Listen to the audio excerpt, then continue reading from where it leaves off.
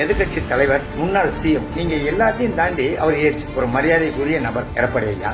அவரை நம்ம தாவேக்கால முக்கிய பொறுப்பு போனவனே கொடுத்தாங்கல்ல டப்புன்னு அவரு பேசுறாரு.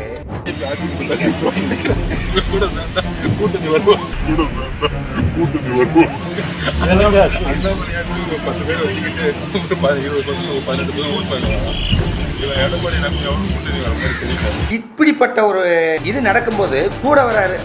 அவர் எவ்வளவு பெரிய ஏஜ்டு பர்சன், பொதுச் செயலாளர் அவர்கள், அதாவது தாவேக்காவின் தூண் என்ன நினைக்கக்கூடிய பொதுச் செயலாளரும் சரி, தூணாக இருப்பதும் சரி, ரெண்டு பேரும் பேசிட்டு வர்றாங்க.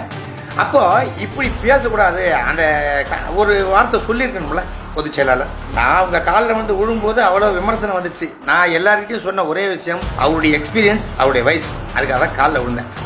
வேற எதுவும் அவரை என்ன விழலாம் சொல்லவே, நான் தான் விழுந்தேன் அப்படின்னு. இது ஒரு பக்கம் இருக்கட்டும்.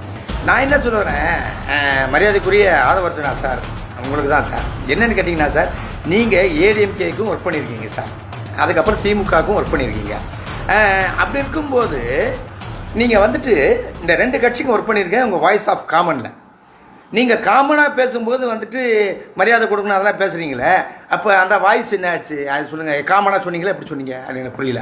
10, 11 மற்றும் 12ஆம் வகுப்பு பொதுத் தேர்வில் அதிக மதிப்பெண்கள் பெற்று வெற்றி பெற அனைத்து மாணவர்கள் கையிலும் இருக்க வேண்டிய ஒரே கைட் சுறா கைடு இப்பொழுது விற்பனையில் அனைத்து புத்தக கடைகளிலும் கிடைக்கும்.